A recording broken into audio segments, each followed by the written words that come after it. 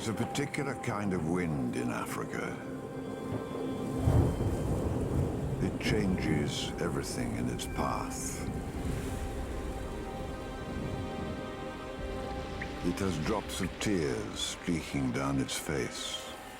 It shapeshifts like an apparition in a storm, confusing, disappearing, causing bewilderment until it does materialize.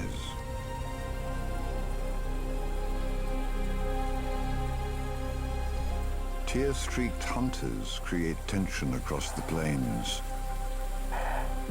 Hunters that strike apocalyptic figures with a certain look, a poise, a certain way.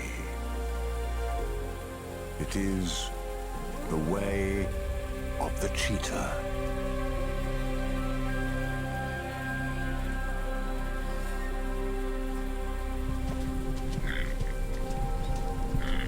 Five male cheetahs stride in. Their way is the way of the wind.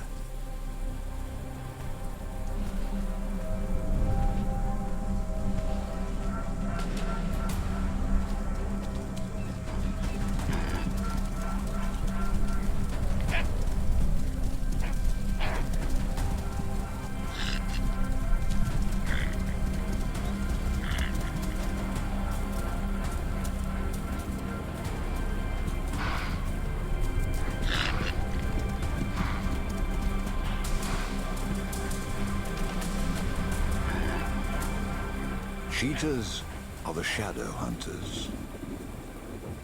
They'll always try to muffle any cries in soft but lethal mouths.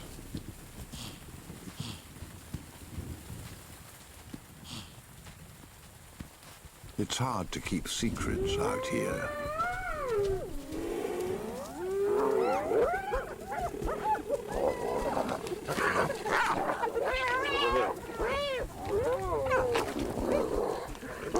While it's not the way of the cheetah to fight a fight you cannot win, just handing over a kill is always hard. Hyenas are 3 times their weight and quick to turn the delicate eland into a blood spot in time. Wherever these 5 highly efficient males go, their presence ripples through the savannah to everyone up the food chain.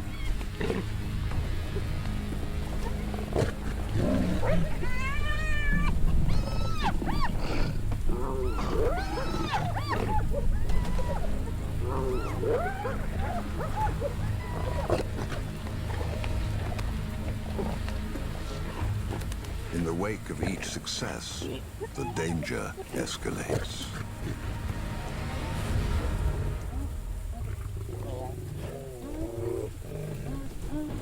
It explains so much about cheetahs and how they're different to the mobbing hyenas in their own eternal battles with robust lionesses. Cheetahs just aren't built like that. But this small band of brothers is unique. Their coalition gives them strength in numbers. Their synchrony in all things makes these males extraordinary killers. They can kill and eat fast and move on as perpetual wanderers. They must be careful, though. Even a short, hard rain can quickly cause the rivers to swell. Behind them, the prey has been hunted hard. For cheetahs, there is always tension in the water. They aren't robust or strong swimmers.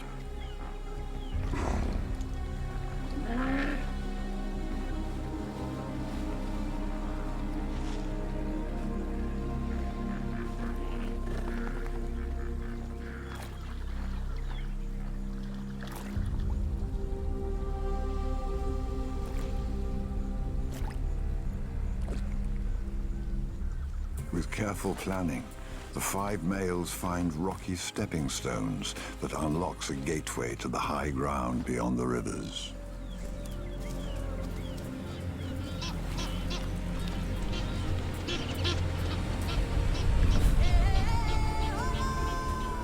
here, the possibilities are boundless, because this is the Masai Mara, as they look south towards the Serengeti Plains. And each of these new dry plateaus needs a reminder of which cheetahs claim ownership. Cheetah marking posts are quite obvious, and they've saved up enough capacity to make it count.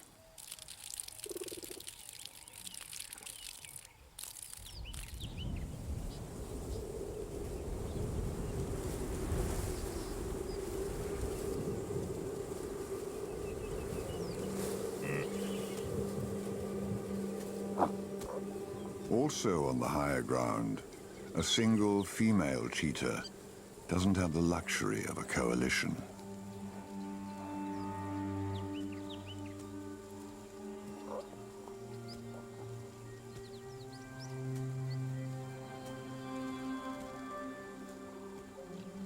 Her name is Imani, meaning faith in Swahili.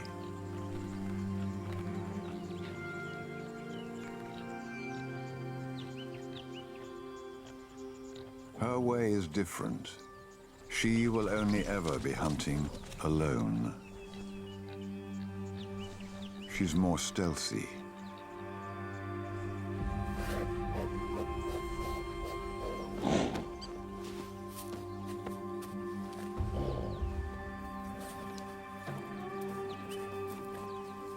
And a lot more vulnerable.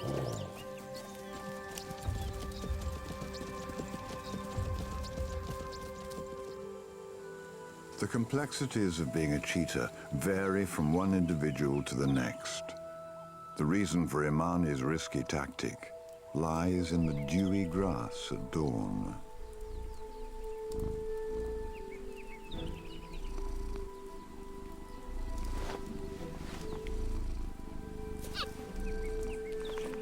Four new cubs are a good reason for her to be anxious. Cheetahs are the smallest of the big cats, the most fragile.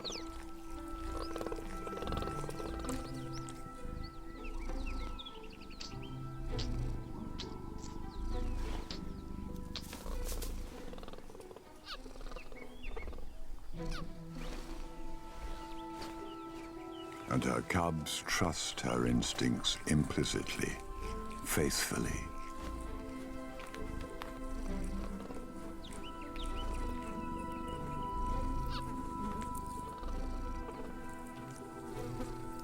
As soon as the cubs are fed to drowsiness, Imani makes her move.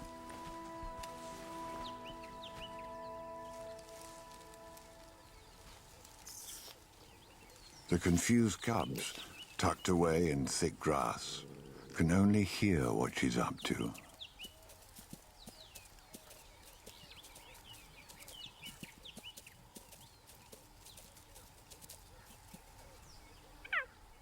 The quiet bleat, the bird-like chirp, tells them where to locate her. But from the start, one cub takes a different path.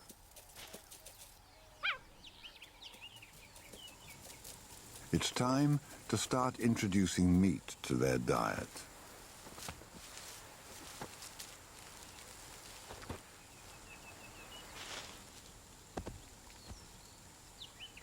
But something's wrong.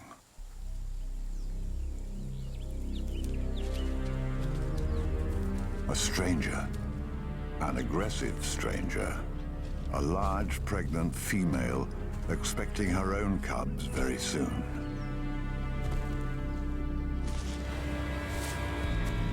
Now, Imani has to make the impossible choice, defend her kill or protect her cubs, and get them out of the focus of those eyes filled with fire. Three of the cubs stand back in fear.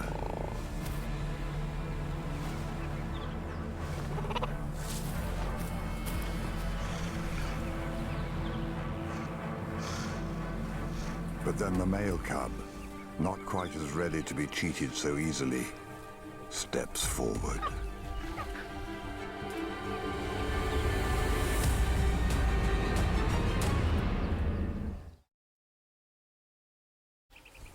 The bold little male is not reading the stranger's body language. Now it's clear.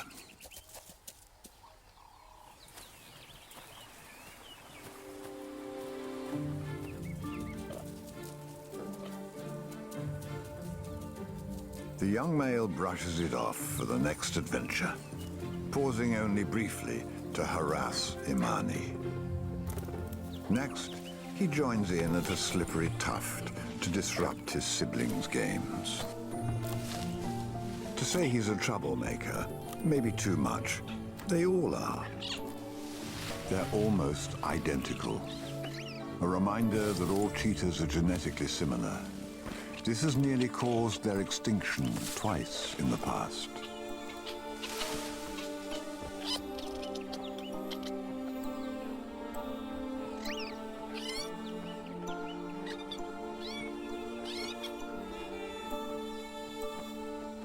And her instinct is to keep on the move, away from the prying eyes and the gangs of males, especially the five brothers.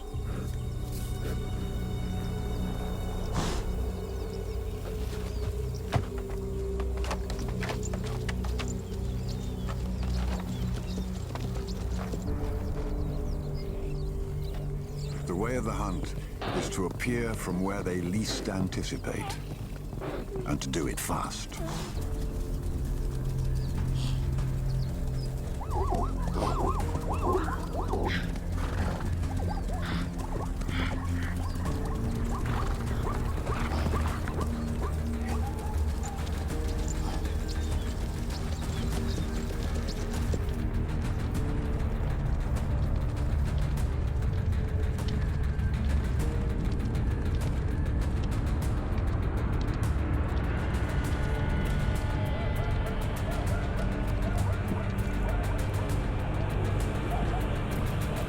No one expects the wind to come from 3 different directions at once,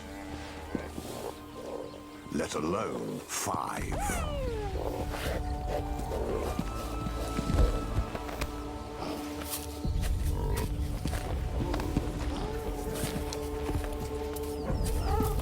These brothers are not attacking like Cheetah at all, but more like lions. They're succeeding in cooperating to bring down an animal more than twice their size, and that is what lions do. Usually, cheetahs are gentle killers, if there are such things, and normally feed peacefully, sharing. But more and more, the 5 males are abandoning their cheetah ways. This infighting will not serve them well. Cheetah coalitions must stay well bonded to succeed.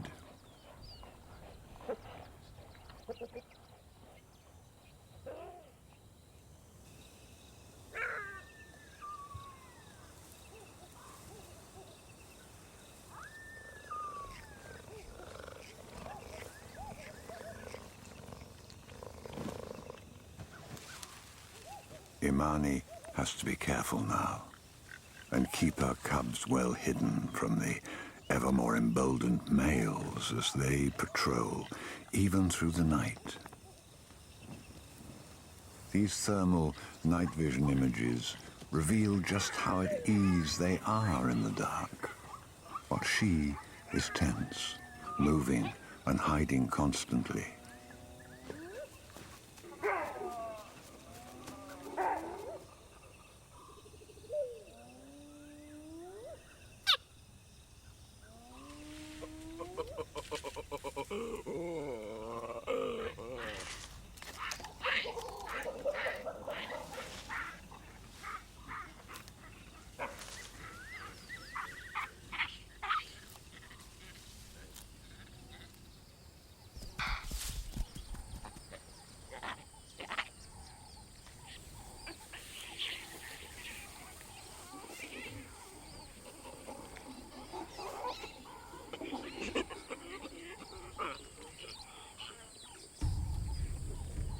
Daylight is her realm, her niche, and Imani has a short window in which to work it hard. Today, she has a Thompson's gazelle fixed in her sights.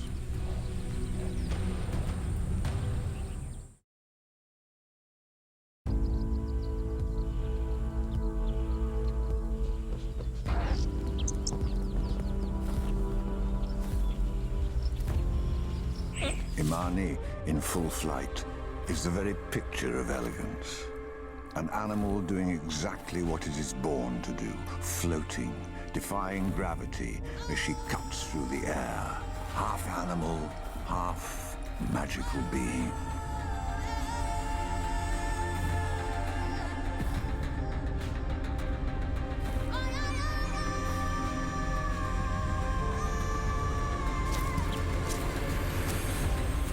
Hunting Thompson's gazelle is a real risk, not just because of the sharp little horns, but because of the attention the hunt might attract.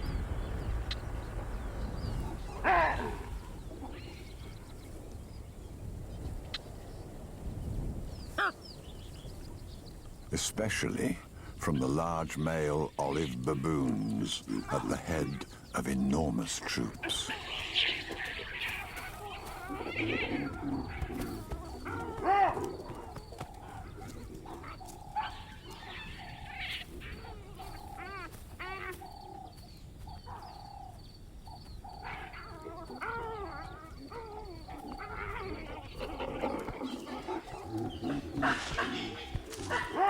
Each male is not much smaller than the cheetah itself, but collectively there is no contest. But the reason for their boldness is because these baboons are after a kill.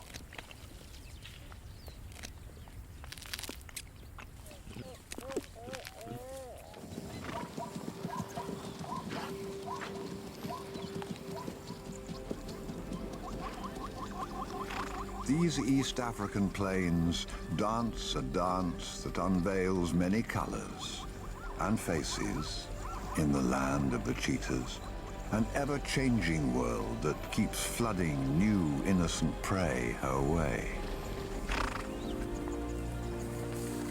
It keeps Imani on her toes.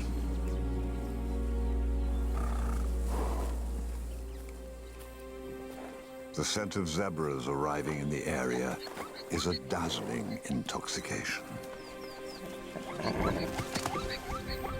With her cubs tucked away, she takes the hunt to the arriving zebras.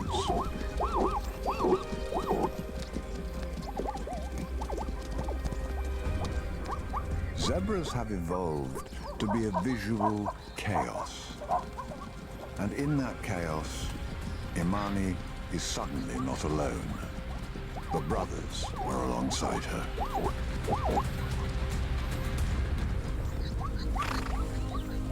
It's time for her to quietly bow out, while the males are focused on the taste of blood.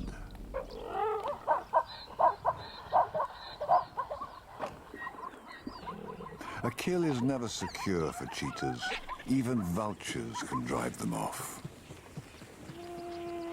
But the males adopt the art of attacking first, the way of physical display. It buys them some time to gobble up as much as possible.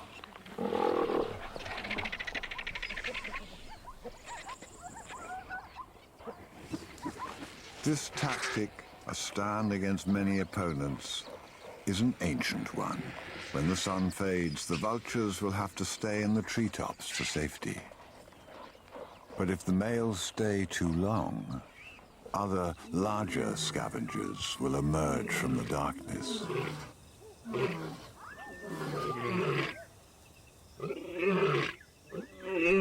Cheetahs are the only big cats in Africa that can't roar.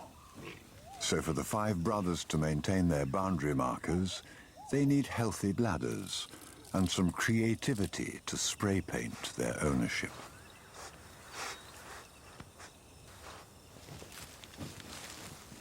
At one of these marking posts, they smell the fresh sign of Imani. It's probably the first indication of who the extra cheetah in the hunt was. And that alone requires some significant group urination therapy. You'd think with all this that they'd need to get to a waterhole to top up. But no, they're on a quest to find her, somewhere in their 30 square miles of territory.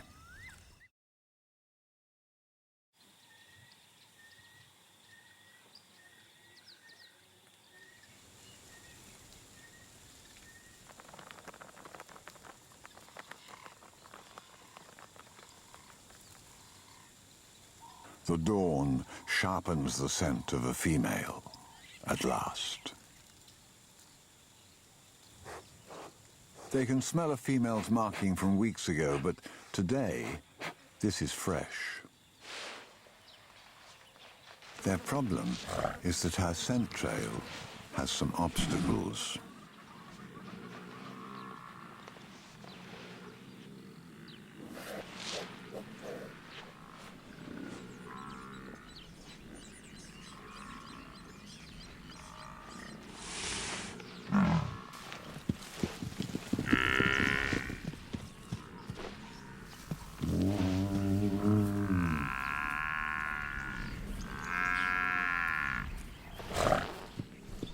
This tactic is a shadow dance, where you appear to attack with just enough leeway to escape, as you watch what your opponent is capable of. With the confidence of a matador, he knows his flight distance and the terrain, vital knowledge for any warrior. This butterfly-like lightness allows all cheetahs that air of superiority.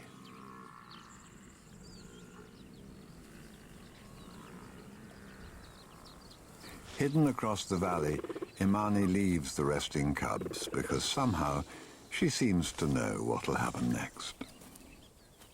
There's a perfect climbing tree up ahead, and she needs to check it out. The shape and height make it irresistible to the cubs. And of course, she's right. It's an absolute scramble.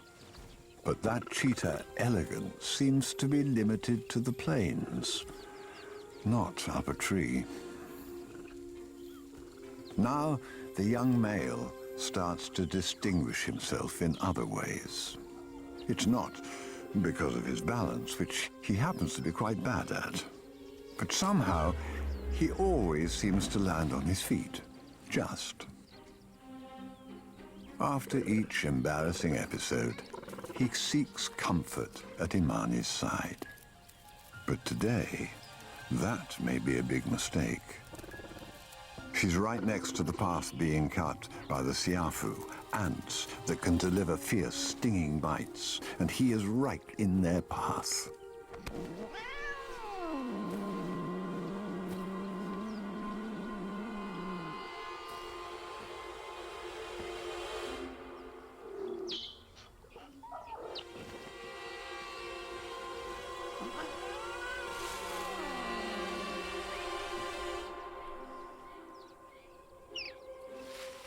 His paws are on fire. But there's a new danger on the horizon. The 5 males. When Imani bolts with her cub, it may be as a decoy to draw the males away from the much more vulnerable cubs in the trees. It sparks a cat-and-mouse game, and the chase is on.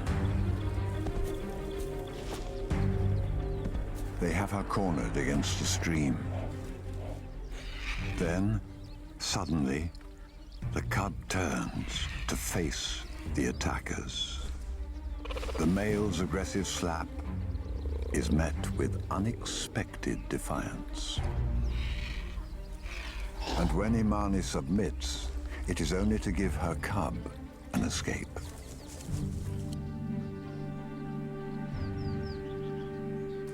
But at the spindly tree, he and the others are witness to a very different side to their mother's character.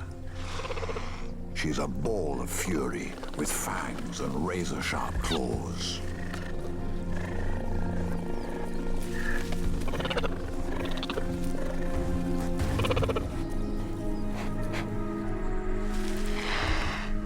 He's amped up the tension, and suddenly the males start turning on each other.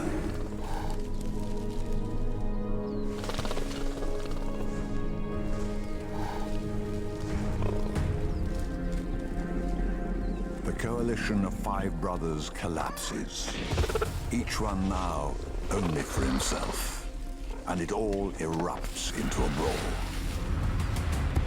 Their courtship is in chaos, and that gives Imani the one desperate hope she needs.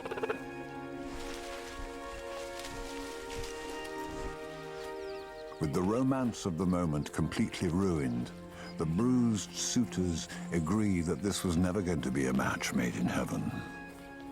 And they leave for distant pursuits, all together again.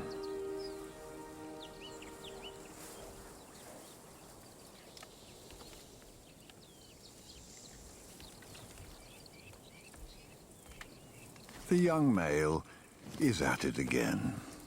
He's struggling with some rear-end issues that started off as a backwards descent.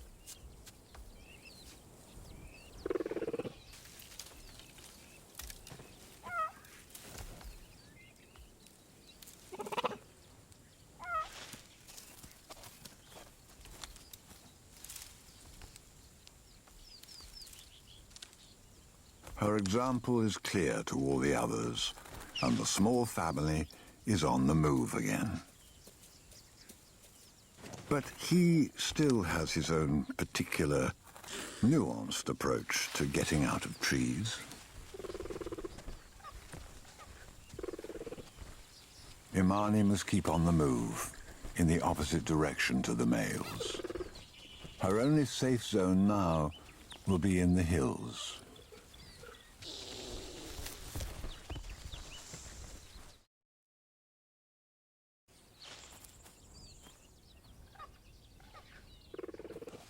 The cubs' lives are filled with explosive and energetic play, on and around their loving mother.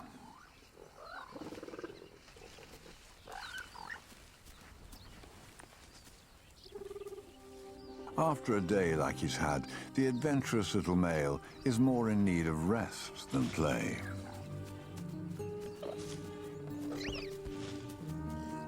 For him, a more sedate day, or 2, is just what he wants.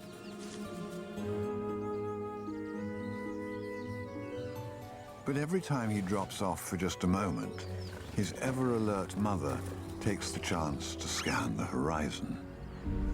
Her way is to be still and yet alert, to be at rest without resting. Every mirrored look is all about Imani's way, transferring to them to eventually become their way. His nap disturbed, he's attuned to her movements now, not distracted by his siblings.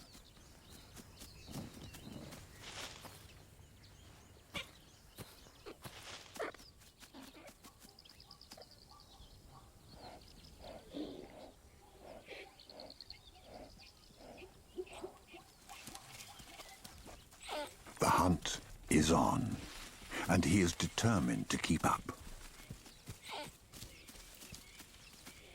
She is successful, and now is their long-awaited first taste of meat.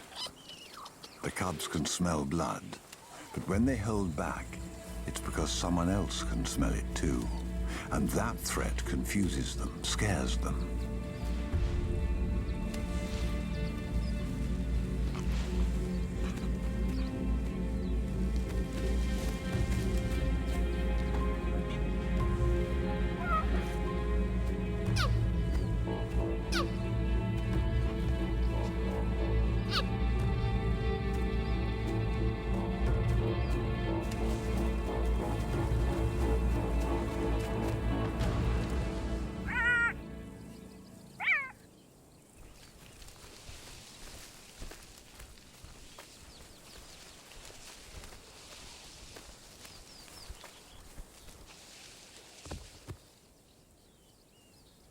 At first, The cubs are unsure what this is all about, what to do with it.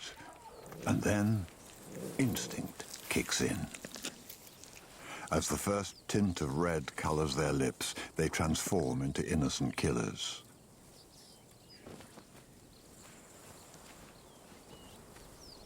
The young male stares down possible prey, feeling he can take on anything now.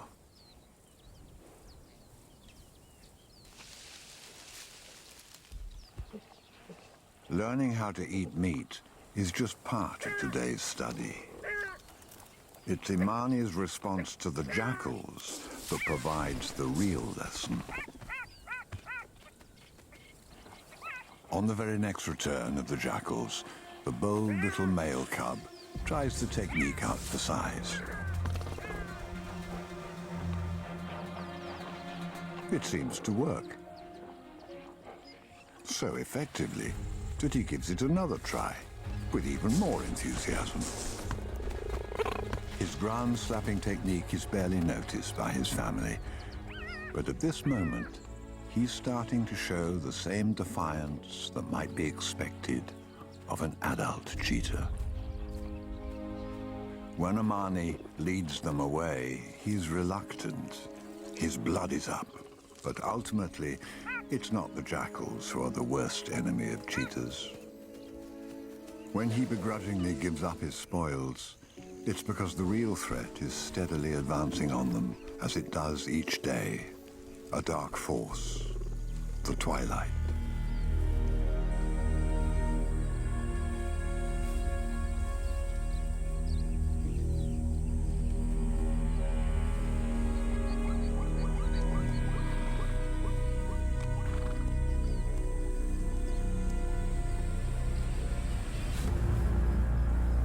It's that bewitching hour for cheetahs, where lions and their prides emerge from the hills here and seek excitement, opportunity, and challenges.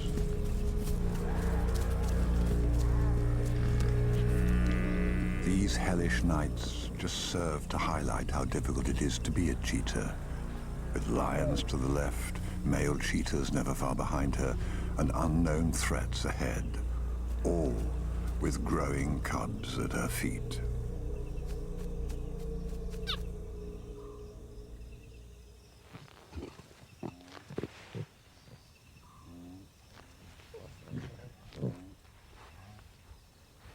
And yet, it is paradise.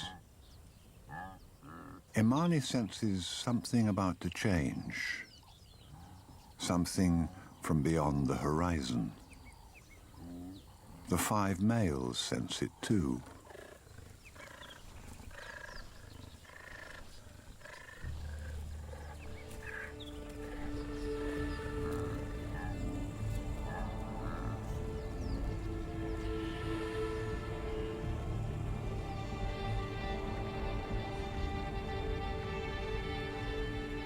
And when they finally materialize, they arrive in huge numbers. The problem for wildebeest on the move is that they are always heading forward into the unknown.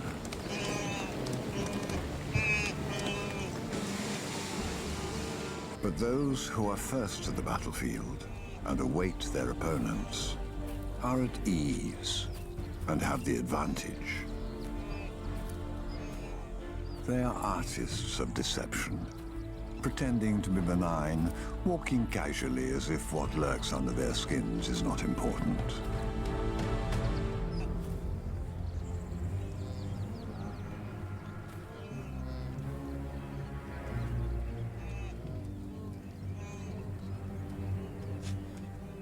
And that, more than anything, is the cheetah way.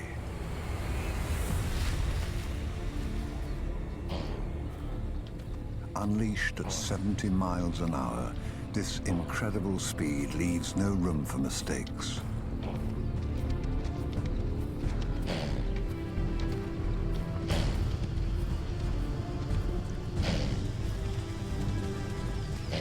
quick turn, the size of the prey, makes it almost an impossibility.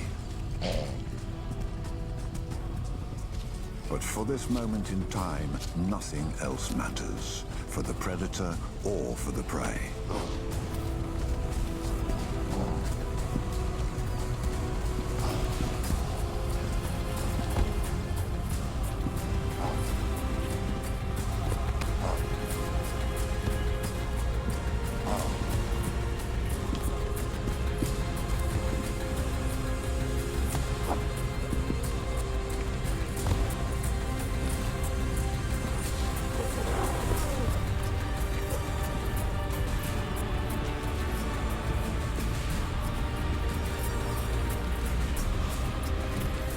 And now the brothers are working in unison, collaborating to win this immense battle.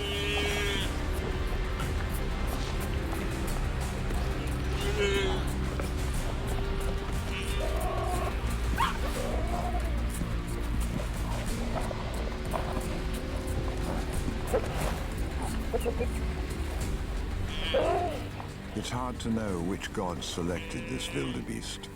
Was it random? Or is it his almost imperceptible limp from last year's water crossing?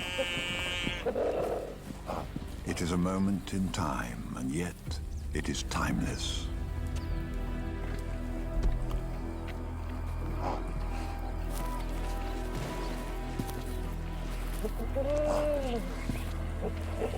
These epic battles for survival are the result of wave after wave of millions of wildebeest that pour into the waiting teeth of the just 7,000 cheetahs left on the planet. Victory is short-lived.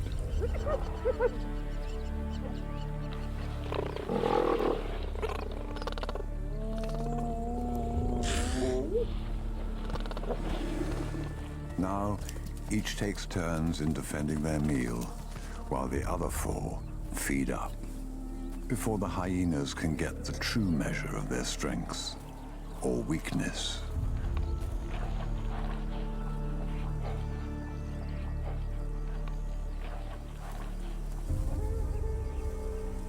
The one constant in their lives, however, is the darkness at the end of each day. The cheetah's way is usually to yield to that good night and walk towards tomorrow.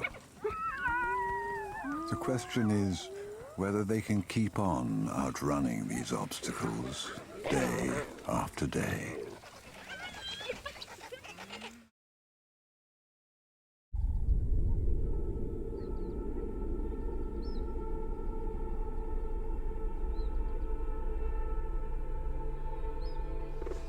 By the next season, Imani is still surviving, and success for her means bringing up at least some of her cubs. But she's lost one. One of the survivors is the curious young male. As he grows, he becomes even more intrigued by everything that moves. The secretary bird's display of an early summer courtship grabs his interest. To those engaged, it's a subtle and complex dance. But for the cubs, it's an irresistible curiosity. Still timid, they're as inquisitive as all young cats.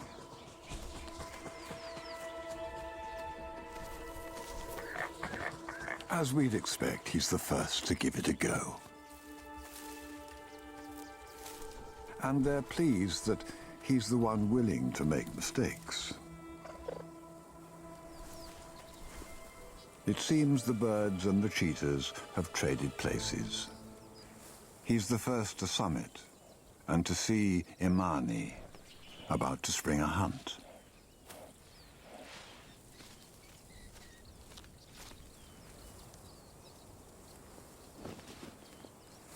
He and the other cubs have watched her do this dozens of times in the last few months.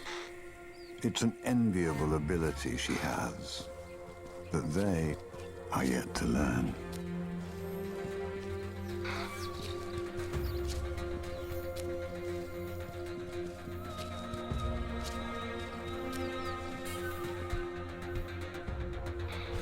Imani is like liquid amber, perfection they can learn from.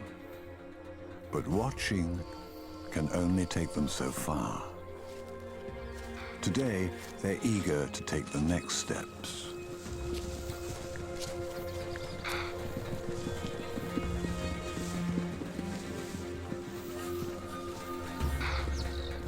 It's time to graduate from obedient pupils to participants. And her selection is designed for this perfectly.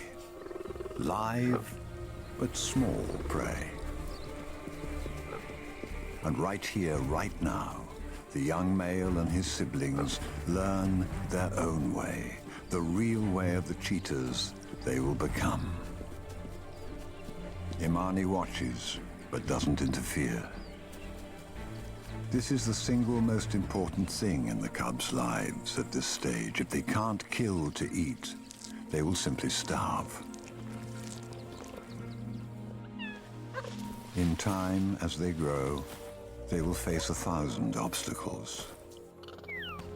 Genetic bottlenecks aside, where they do thrive, so do lions. And it's those half-grown teenagers with playful energy that Imani must steer her cubs away from.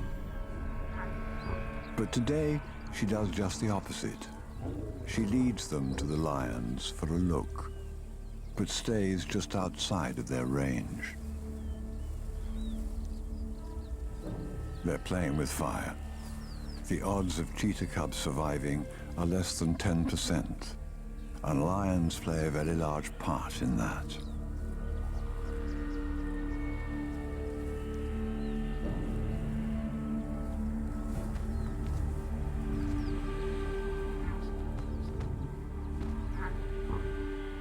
It's a vital lesson for Imani's adventurous male cub, because he won't always have her at his side.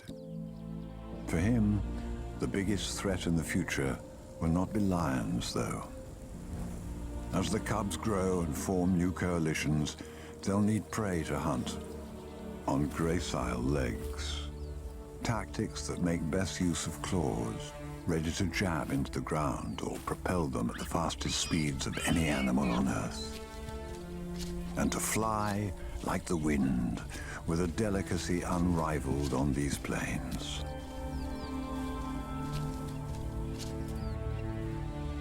But most of all, they'll need space.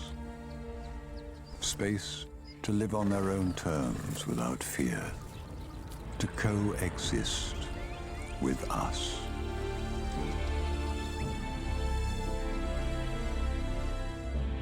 Without that, the young male's future, after he finally leaves his mother to find his own way, will be uncertain. And those dark tears on his face would be our collective tragedy. But that, let us hope, will not be our way.